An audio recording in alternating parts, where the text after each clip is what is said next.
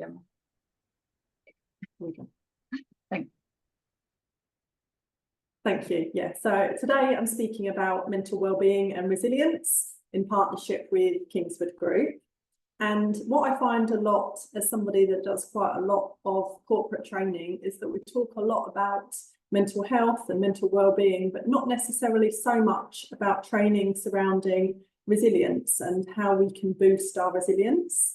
So there's some key skills that I think you'll attain from today, and some really good theory behind understanding resilience and change in organisations.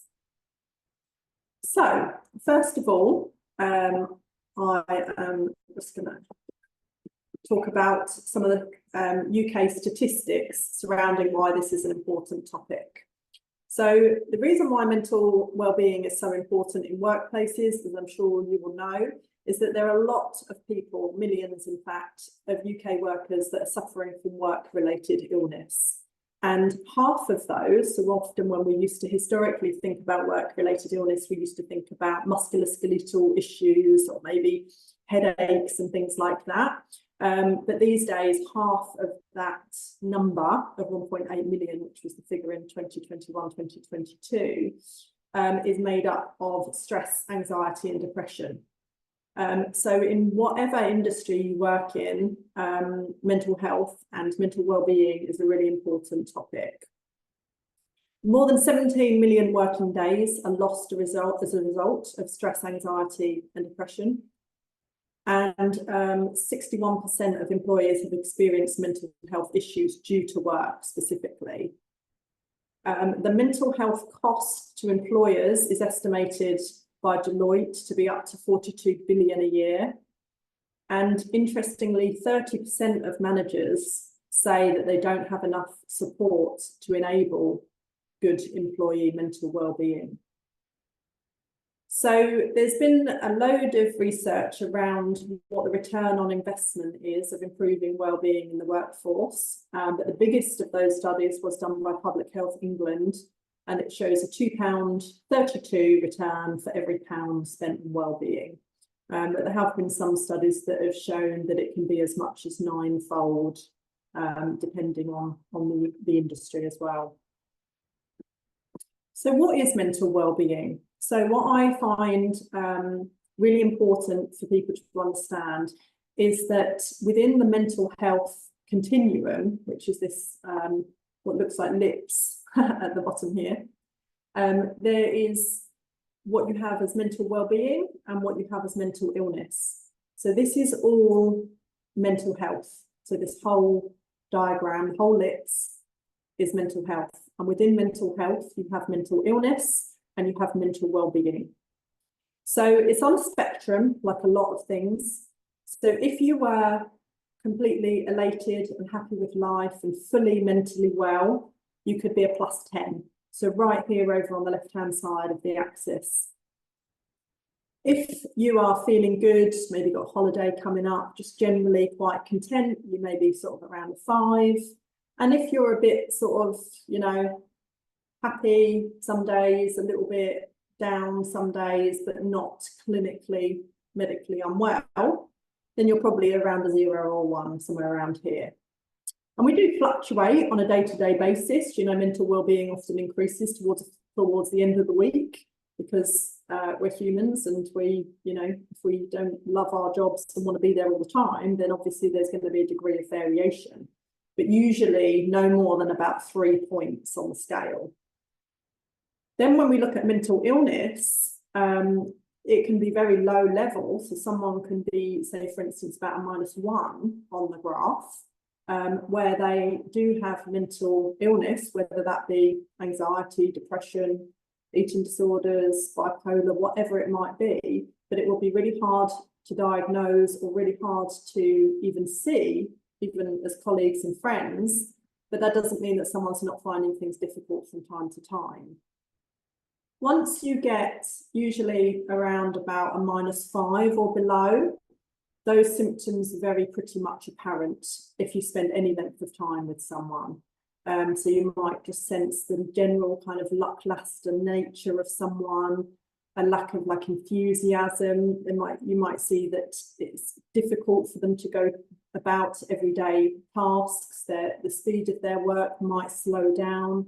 They might spend more time at work, less time at work, but there will be differences that you would notice away from that person's normal.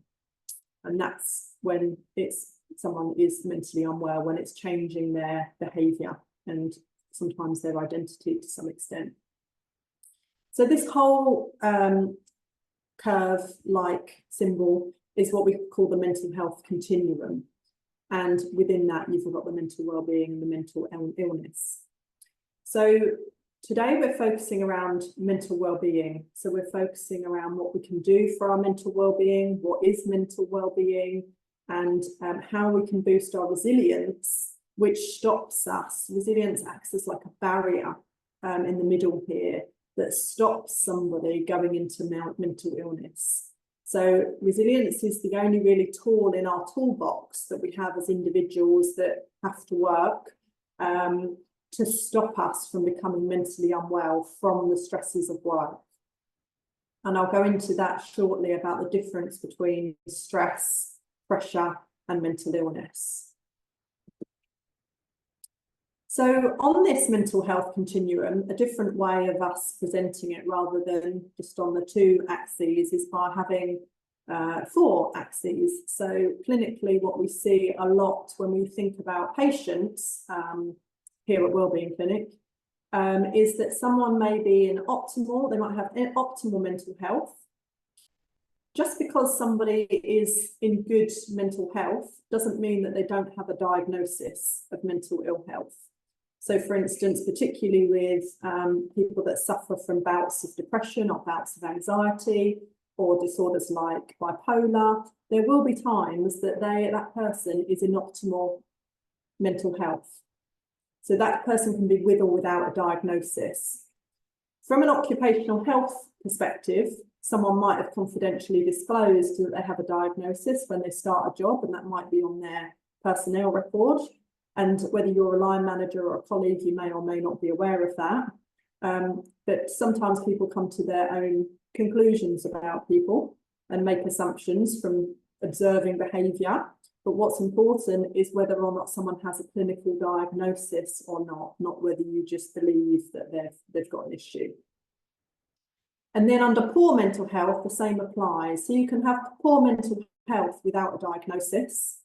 We've probably all had days where we feel like we're suffering with our mental health and we've not, gone to our GP and said, oh, can I have a diagnosis for this? But that doesn't mean that it's not real and you're not suffering. But then equally, you might have days where you're in optimal mental health as well without a diagnosis. So someone can fluctuate up and down here on this curve. And equally, someone with a mental health diagnosis can suffer with poor mental health, much like they can suffer with good mental health. So it just helps explain the spectrum a lot more in terms of how we're suffering. And that's important to remember, that mental health is the whole spectrum of both good mental health and poor mental health, and that it's mental illness that is when it becomes a problem. So resilience, as I mentioned, is the only real tool that we have in our toolkit to stop us from becoming mentally unwell if we are put in front of a lot of stress for a prolonged period of time. So as humans, we all experience prolonged period of stresses at times, whether it's relationship breakdowns, whether it's bereavements, whether it's, just life and the different things that can throw at you. But the difference is whether or not we have somebody that is mentally unwell as a consequence fully comes down to someone's resilience. Some of that is genetically dictated. So some people are just much stronger mentally and physically than other people. Most of it is developed throughout someone's life. And you can probably think of examples of when you were a child, you might have got upset because someone snatched a sweet from you. But now at work, if someone takes a sweet from you, you're probably not going to cry. And that literally simplistically is how you've built up your resilience as a person. Those little things that used to once get to you now are water off the duck's back. And what's really interesting is working in this field is I, as a medic, do make assumptions sometimes about people when they come into clinic, and I'll think, oh my goodness, something awful has happened. This person is in pieces. And sometimes I have to really rein myself back when it's something like I've had before, like someone's lizards are fighting, or someone's dog has got a scratch, or somebody's just not liking a job that they've been at for a couple of days or something. And I'm putting my own assumptions on that person, thinking, oh, someone must have died, something, you know, and that's really difficult as a practitioner or as an employee or a colleague, when you start to put your own assumptions and belief and value system onto somebody else, because it can cause you to belittle someone's problems, which is like an absolute no-no when you go into kind of mental health training. But also it allows you to be so much more empathetic when you don't put your assumptions onto somebody else. So resilience, this tool that I'm talking about that we can all grow and learn from and build over time, is the ability to bounce back from situations. So it doesn't mean that someone's resilient because they've never had hardship. It literally means that they are able to bounce back when they have hardship, or some people say roll with the punches. And I think sometimes they're the nicest definitions of resilience. So I could have put in, you know, a really formal definition of what resilience is, but actually I think it's much nicer and kind of epitomizes it better to just say that it's the ability to bounce back from hardships in life. So one of the definitions that is available is to deal with perceived adverse situations in a positive and creative way and transform challenge into an opportunity. So slightly cliche, but you know how awful it is when you're going through a challenge and someone says, oh, turn it into an opportunity, and you think, oh, go away. But you know, that is part of being resilient, is trying to put a different lens on a situation so that you're seeing it in a more positive frame of mind than being negative about it. Because if you can't change something, then you can either look at it a bit more positively, that it's just something that you've got to do, or you can just be very negative about it, and you'll notice those behaviours in different people. And the outlook and the longevity of the person's life that is more positive has been shown to be much better than someone that is the opposite of that. So there is a lot of physiological benefits from this, as well as mental benefits from this as well. So why is resilience so important? So resilience helps us to manage stress better and therefore survive, grow and develop. Resilient people have been shown to have lower levels of depression. They develop personally as a result of adversity.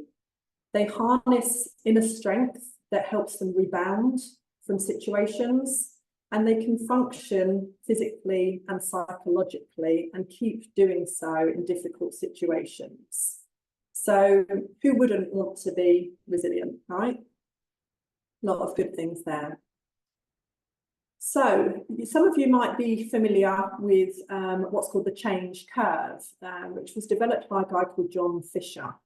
And it's the process of human transition. And this was originally developed in regards to bereavement, but has since been shown that it's even the same curve that applies to changes at work or any personal change.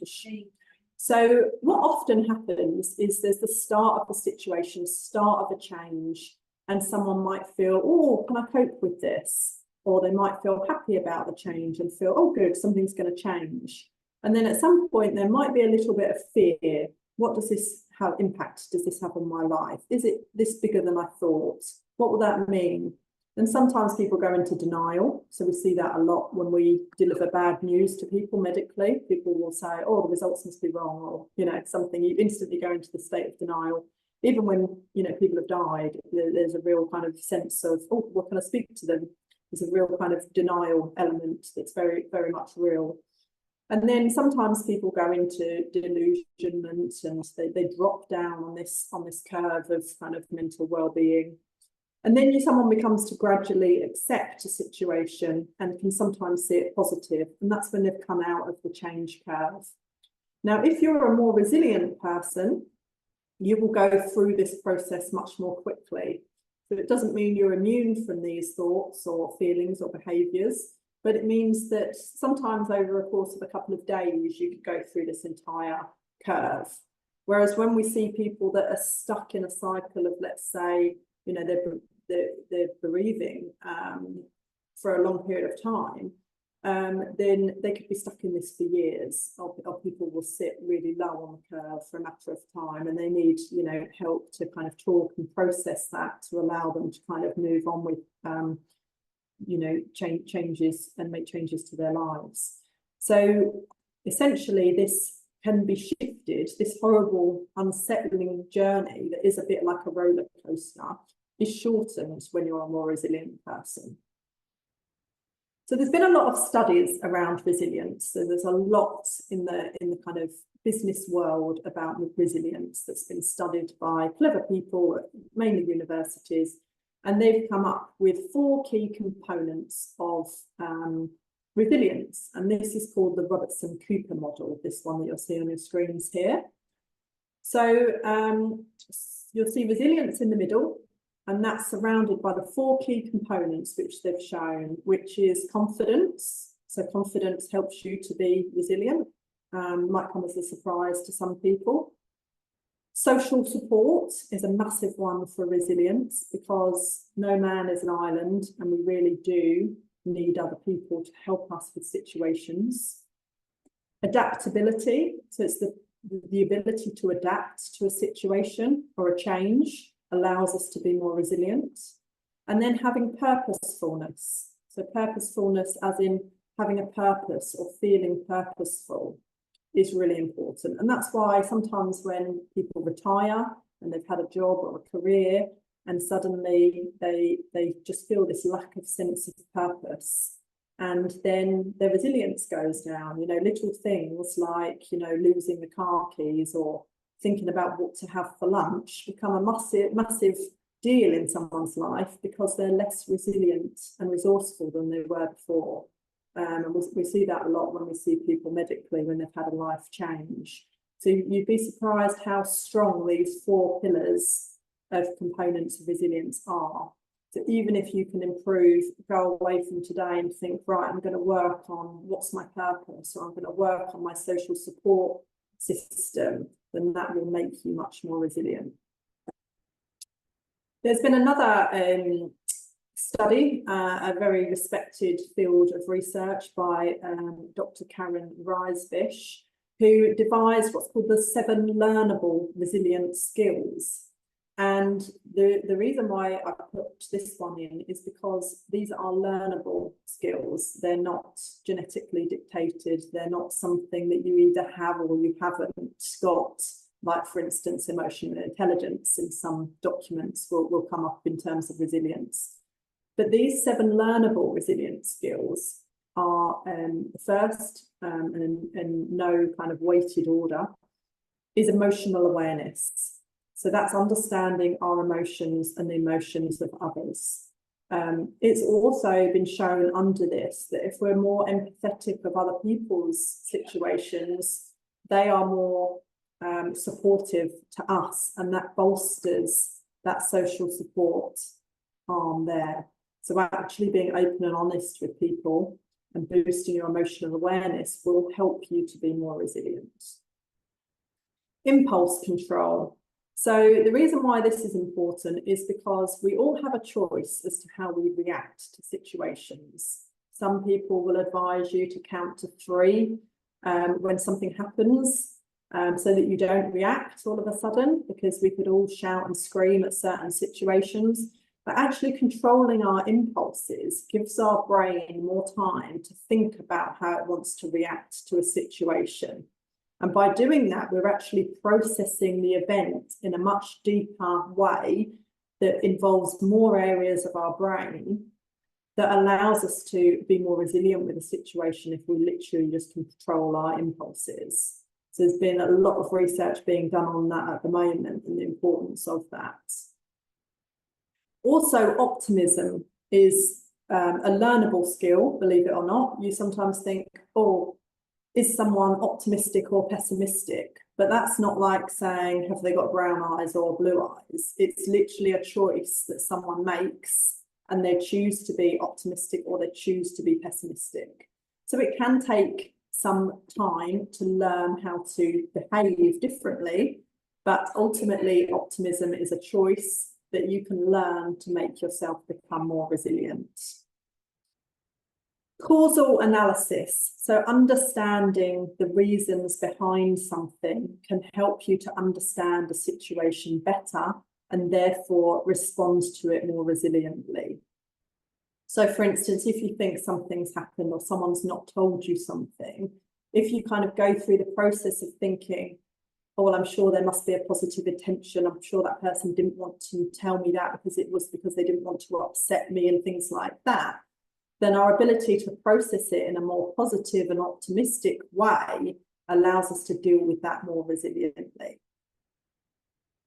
I mentioned under emotional awareness about empathy, but again, this is a very under research field that a lot is being done at the moment about the power of empathy and how being empathetic bolsters your own support system, because you have a greater bond essentially with somebody else, and therefore you're more socially supported. So you think empathetic is quite a selfish act if you kind of helping someone else with their problems, but actually it's been shown to be more beneficial for the person being empathetic than for the person receiving the empathy, which is a bit like when they say at Christmas, you know, it's all about giving the presents, not receiving the presents, and you think, is it? But very much like that. Self-efficacy, so basically just being very self-aware and efficient in yourself can make you be more resilient and able to deal with the situation. And then reaching out.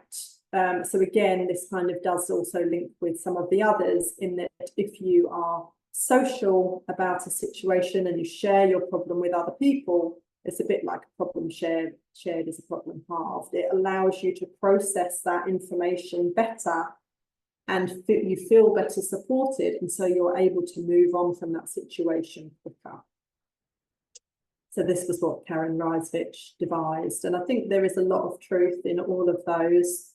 I've seen, you know, firsthand people deal with things differently, and I think that they're all very valid points. So something that can be taken away.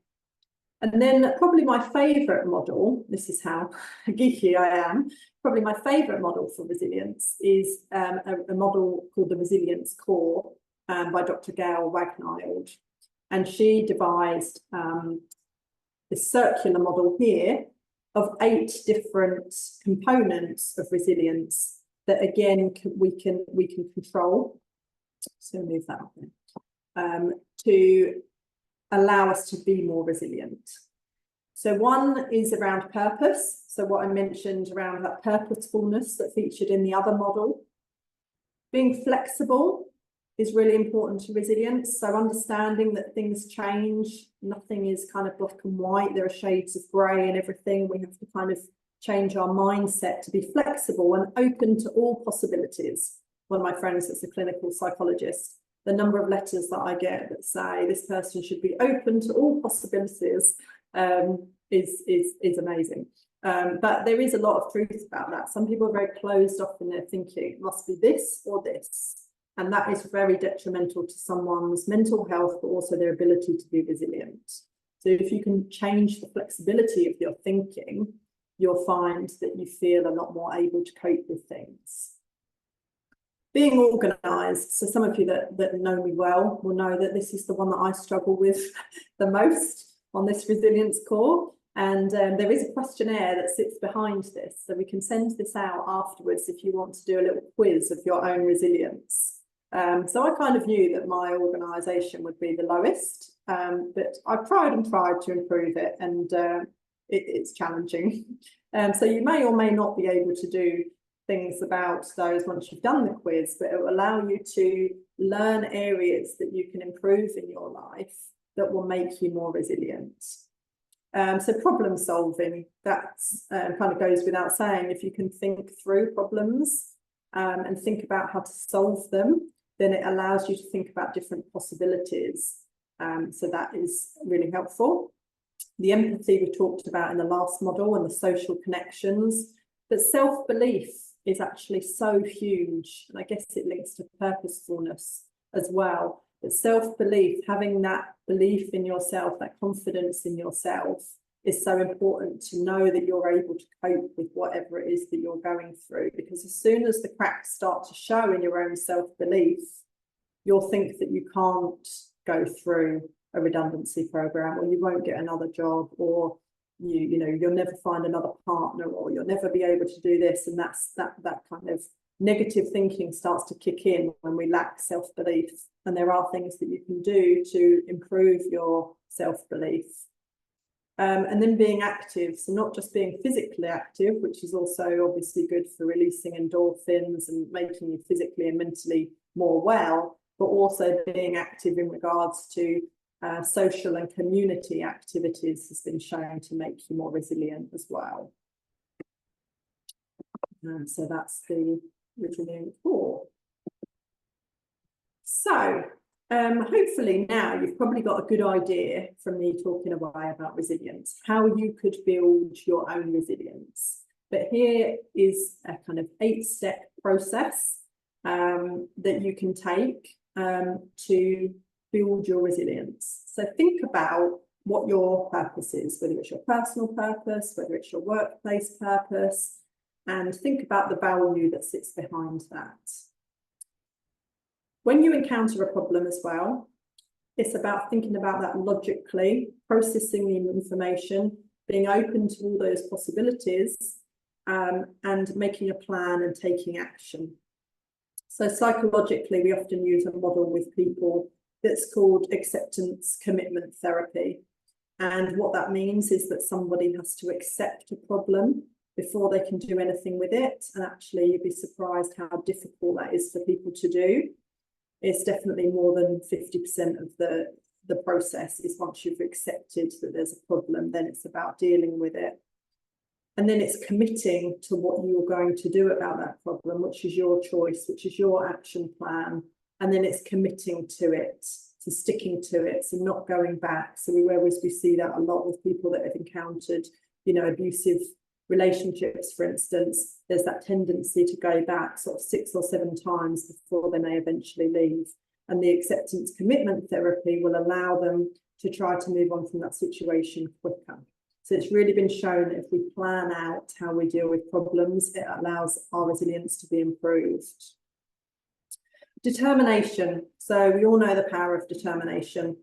Focus on a goal, set yourself goals. If you don't already, set yourself goals. And what stops you achieving those goals? What are the barriers to your goals? And then break down those barriers. Positivity. So be positive, realistic and flexible to achieve your goals, but ultimately being positive about them. And if you're not positive about them, they're the wrong goals, because you should be excited about your goals. Self-awareness. How well do you know yourself? If you don't think you know yourself that well, there's loads of hobbies, there's loads of situations, development activities at work that you can kind of get to know yourselves a bit better with. But the self-awareness is really important. Know your values, know what energizes you and what drains your energy. So you've probably got a good idea of what activities you love doing, and then maybe that board meeting or that something that you just feel drained from, and that helps you to align your values and your beliefs and what's important to you. Self-management. So manage yourself and your time. Make sure that you do the things that are important to you. And with regards to relationships, make sure you get connected. Make sure you develop a positive support network. I'll often say to people, what's your support network like? And they'll say, oh, I've got a very supportive partner. And you're like, right, great, good. What else? And they're like, oh, that's it. That's the only person I talk to. It's been shown that you should have ideally 3 or 4 people in your support network to make sure that that is beneficial and available to you at all times you might need it. And you might think 3 or 4 people, you know, I've got quite a few friends, but yeah, I would struggle sometimes to find 3 or 4 people on any given day that would want to speak to me about problems. So have a think who's in your network. And on the same topic, in terms of how resilient are you, have a think around these areas, which are emotional awareness and your purposefulness. So this elaborates on some of those models that I mentioned earlier.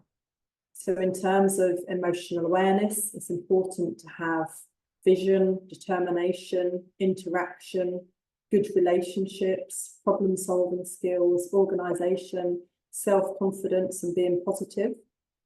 And in terms of purposefulness, it's important to have that social support, perseverance, being able to adapt to situations, having empathy and self-reliance, equanimity. I can't even remember what that means from when I wrote these slides, I must say. Apologies.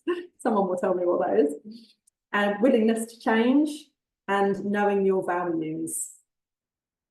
So if you're unsure about how you are on these things, think about or have a go at scoring perhaps yourself just out of 1 to 5, 1 being bad and 5 being good, how you perform on these things, and you'll soon learn the areas that score low that you can work on to develop yourself.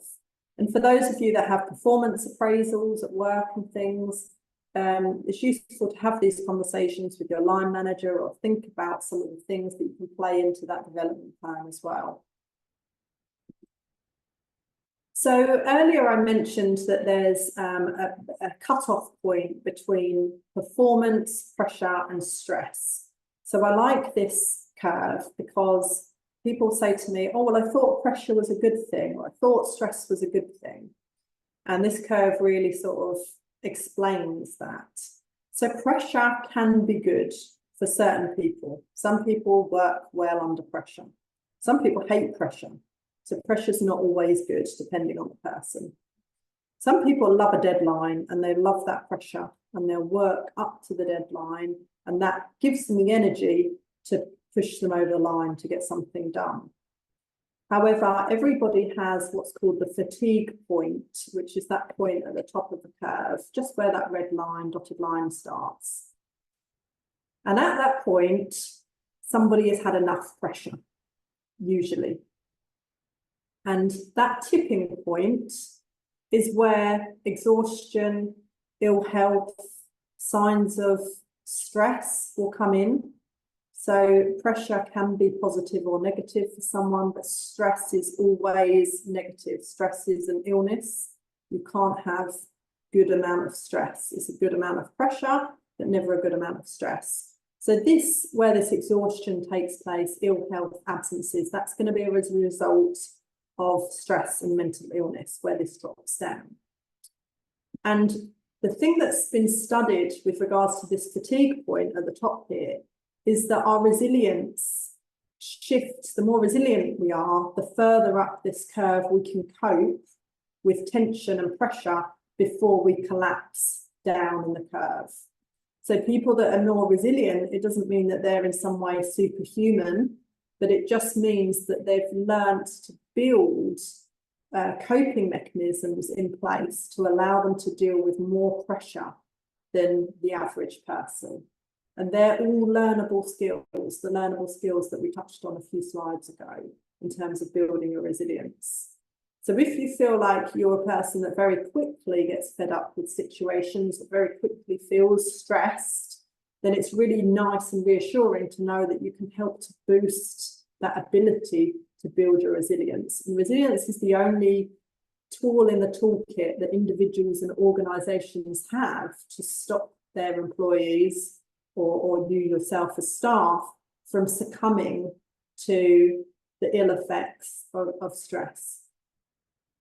And then obviously the further down this curve you go, you know, you eventually lead to breakdown, which you obviously don't want to get to.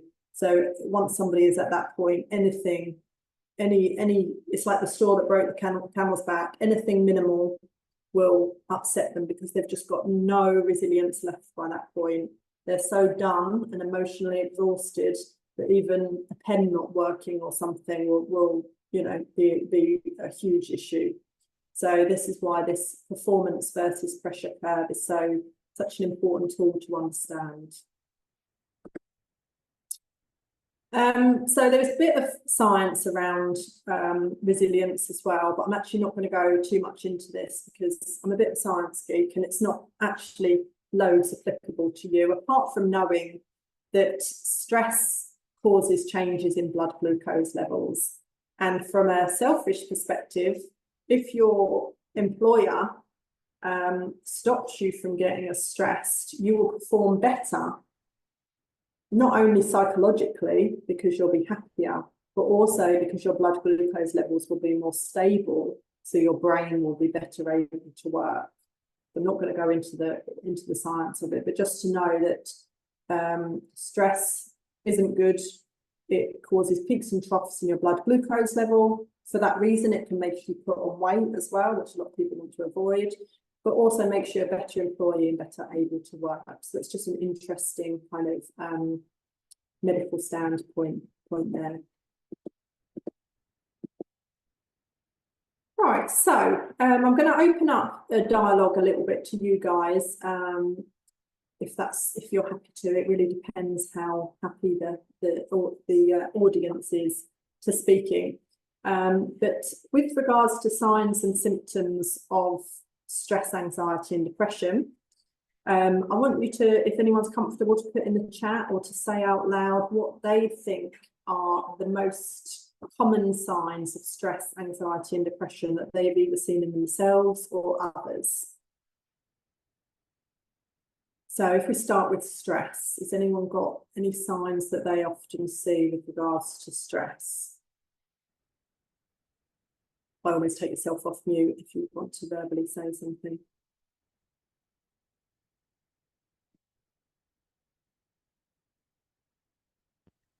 I find sleep deprivation is one of the first things that I experience when I'm really stressed. Wonderful, thank you. Appreciate that. That's really good one. Sleep deprivation is one that we do see a lot. Our brains are often very overactive when we've got a problem on our plates or stress on our plates. It makes it really hard for us to relax enough to get ourselves into sleep, and even deep sleep, like the REM, restorative sleep, that's really important. So sometimes when you're stressed, even when you do go to sleep, you'll wake up and you won't feel refreshed because you haven't gone into that deep REM sleep that's so important to restore your brains, mop up all the toxic proteins that are made throughout the day and things like that.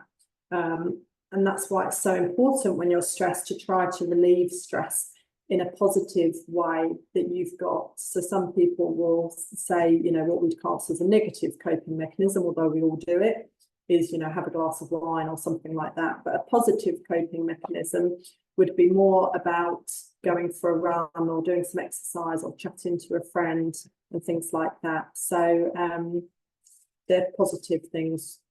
So has anyone got any others that they struggle with when they're stressed? I was going to suggest disorganisation in work activities.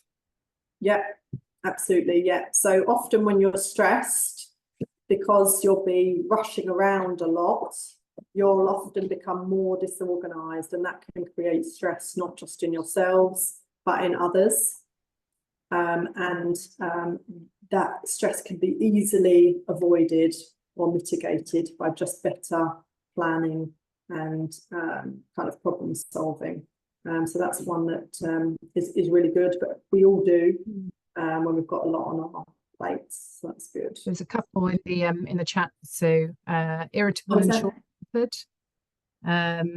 So Alicia, I find I become more irritable and short-tempered. And another one that people can become withdrawn and change in tone during conversation. Yes, yeah, absolutely.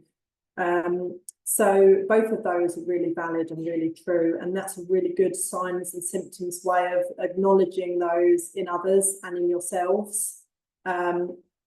and sensing, and from that emotional intelligence perspective, what's going on. But there are also ways that when you've identified them, you can try to improve them by the skills that, the learnable skills that we've got for boosting our resilience. So you may find that once you've boosted your resilience a little bit, those things are less likely to happen as quickly.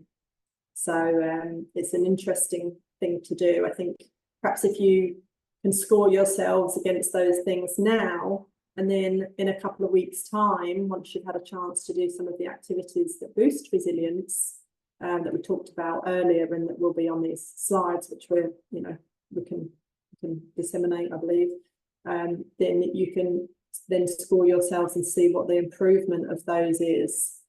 But it's great skills to have, because to be able to cope better with situations is just such a life skill, and it stops that stress then turning into the next problem.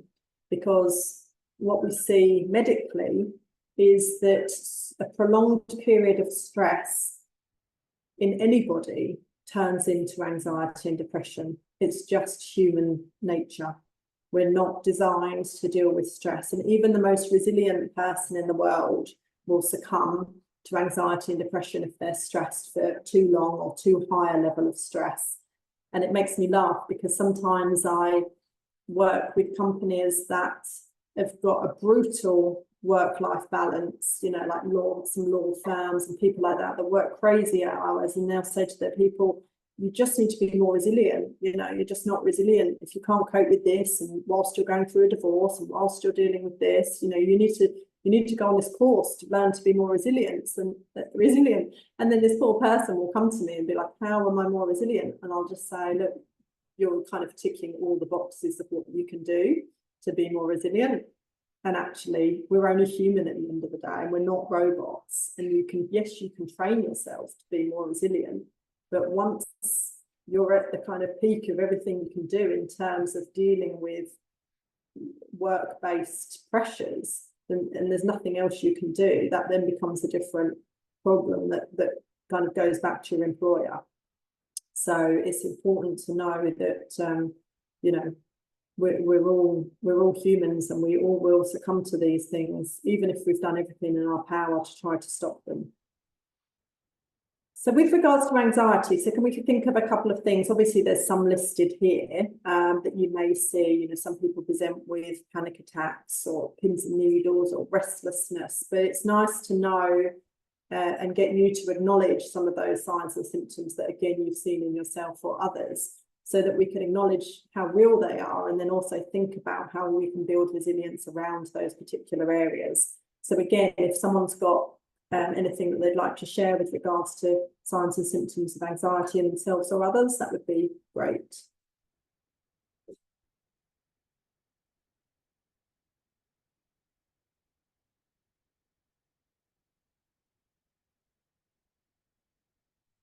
No, I'll have a go at one. So overthinking, we see a lot, where people will snowball in their thoughts. And I think this is quite a real applicable one to the workplace, because you'll notice it in people that it's like they find a problem, and then it opens up a can of worms of problems. And often that comes with what if at the beginning. And in psychological therapy, we talk a lot about what ifs. So we try and put all our what ifs in a closed jar and park them, because often they're not going to happen. They're worries. And that's a sign of overthinking. Or what if the meeting gets cancelled? What if we don't get to do this? What if the car breaks down on the way? What if? And you'll tie yourselves in knots, like paralysis by analysis. So it's a bit like you're forming your own risk log of things. And it soon leads to what's called depersonalization, where people and yourselves may not even recognize yourself as yourself, because you've become consumed with this overthinking, that you're presenting a different version of yourself. So it's actually really scary how overthinking can change people, but also one to look out for if you hear what ifs a lot of the time. We've had one, spiraling of emotions, which I think plays into what you've just said there, Sue. Absolutely. Yeah, the snowballing effect, and it just becomes a bigger and bigger problem as well, you know, with that spiraling, which is really important. And once you've seen it once, you'll start to really see it in other people. And it's really good to be able to acknowledge that in people, because often people don't realise that they're snowballing in their emotions until it's pointed out to them. And it's at that point that then enables them to kind of stop and try and rectify things. And I don't want to put you under any pressure, because that wouldn't be helpful, but we've got about 10 minutes or so before the end of the session. But obviously, we'd love to leave some Wonderful. time for Q&A at the end, if at all possible. So just giving you the marker. All right. Thanks, Gemma. So then on depression, we all know that as kind of being down, upset, potentially restless. We can feel empty, numb, worthless, isolated. It's a really horrible place to be. So by building your resilience, you can stop yourself going down this, what's called this physiological progression, which I quite like that term, because it just shows that we're all quite open about talking about stress, but sometimes anxiety and depression can be a bit more taboo. But actually, if you've just gone down the physiological progression of dealing with a lot on your plate, of course this is going to happen, and no one is immune from these conditions. And so I think that's really helpful in terms of breaking that down. So these wellbeing actions, these apply a lot to lots of different things, but I'm just going to quickly fly through them, as well as those specific tools for building resilience. One thing we can all do is make sure that we're getting enough hydration to allow our brains to work properly, about 2 litres average per day. We can limit our caffeine intake, because that affects our ability to concentrate. It also affects our sleep. And it also, by changing our blood glucose levels, can increase our stress and cortisol levels as well, which are detrimental to building resilience. Often we're a lot too sedentary. We sit for too long time. So standing up, moving around, generally getting blood pumping around your brain is going to help you to process problems better. And by eating a nice, healthy, balanced diet with lots of nutrition, you'll get all the vitamins, minerals, and food groups that you need for your body to work optimally. Protect your broader health. So make sure you go for all your checkups that you're meant to go to. Make sure you're getting enough of everything you need in your diet, and look after your general health. And then be physically active. So activity is so good for mental well-being and resilience. So there's some easy things that you can take away from today. There's a few more in here. I'm not going to run through all of these, but if all of those within this area of stress management, there's a lot that you can do, from things like laughter to relaxation, to improving your sleep, to avoiding stimulants, to setting goals. So there's lots that you can do to help manage your stress and build your resilience in this mind map that was from the Stress Management Society. Who knew there was such a thing? But I thought that was a nice tool. And then here's a list of some other topics that we can run if we found this interesting. So that's it in terms of what I'm going to cover. So there's lots of different things in there that we've gone through, but I'm not going to recap, because more importantly, I want you to be able to answer some, to ask me, some questions about what we've just learned. So if we could, Caroline, if you could just unmute everybody. So if anybody does have any questions for Sue, please ask away.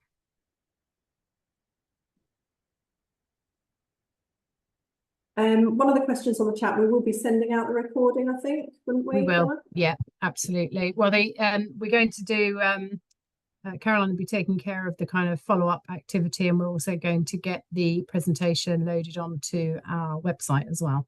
So, and then people can go and have a view of it there. They can also see the back catalogue of things.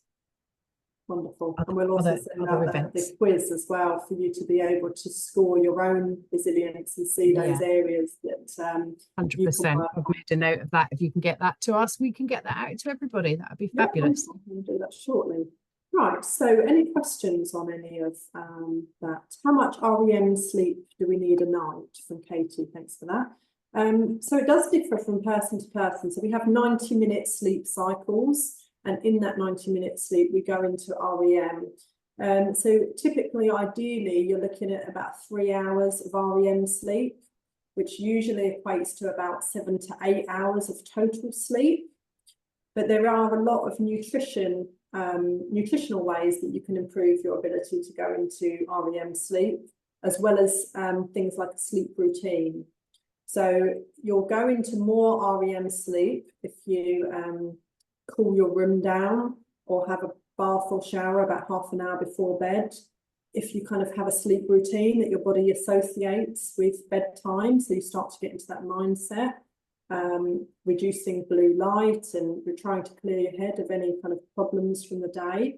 But also from a nutritional perspective, making sure that you've got enough protein and amino acids in your diet that help to induce sleep. But also B vitamins in particular are really important for sleep, particularly vitamin B12. And that enables you to go into more REM sleep. So we do them in the clinic, B12 injections, along with lots of other vitamins. And we find that people that track their REM sleep on their watches and things will go into more REM sleep when their vitamin levels are improved than they did previously. So it's quite interesting. So there's lots you can do. But typically, I mean, I don't get enough because I've got a young child, but typically that's what we need. But bring on those days of good REM sleep. But thank you for the question.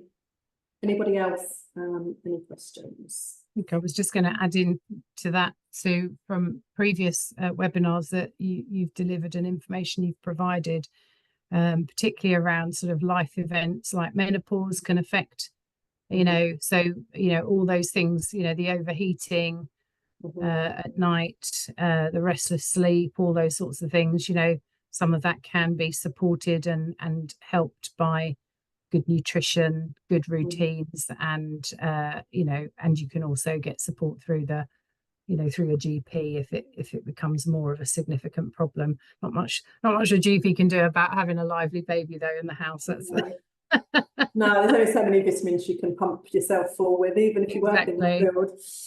Exactly. But some people do find that interesting, going back to the medical standpoint, we can measure blood hormone levels if you think they're interfering with your sleep. We can measure blood cortisol levels.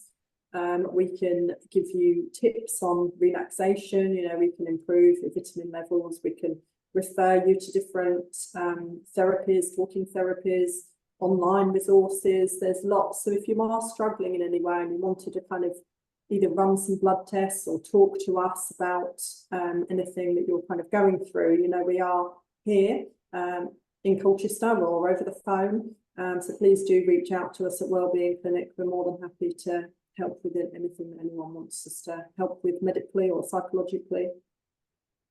Okay. Any other questions, anybody? Now's your time. You've got Sue at your disposal. How about that? I think you've told everybody so much that they're just absorbing it all right now. Absorbing it, yeah. Fantastic.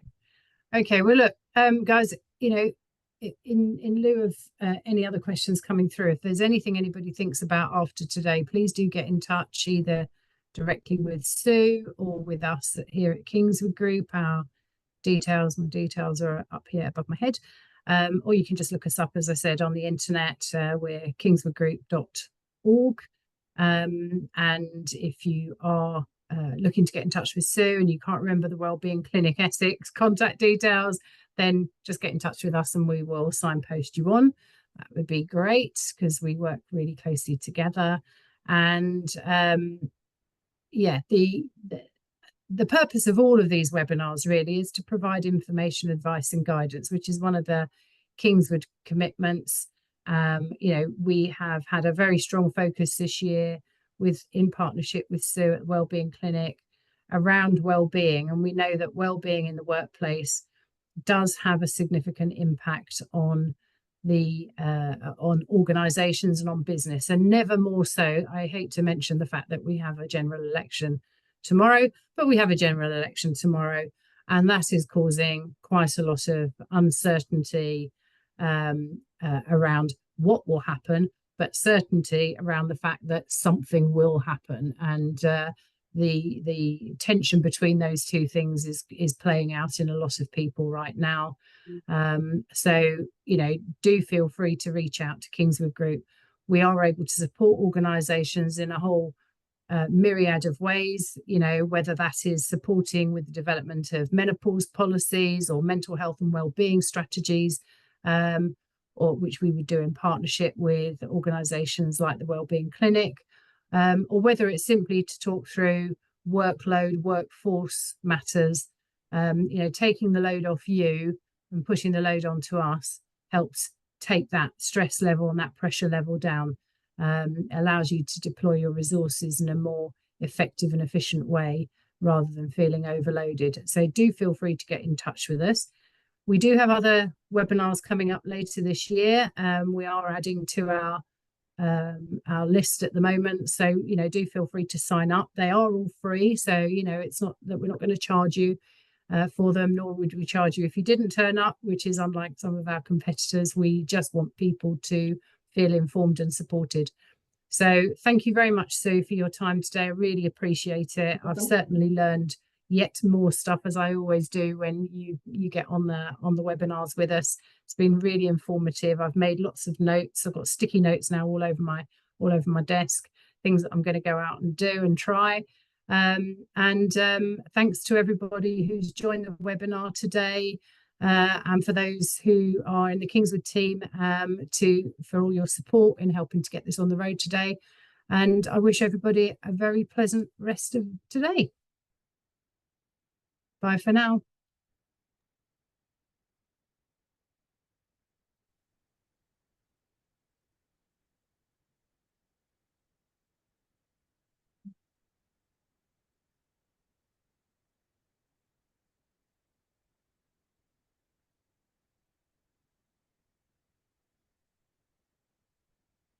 Right, we can probably stop the recording now, I reckon.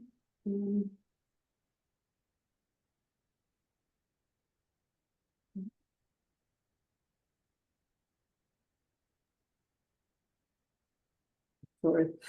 That's it. Everyone is off now. There we go. That's good. Always wait until I'm just going to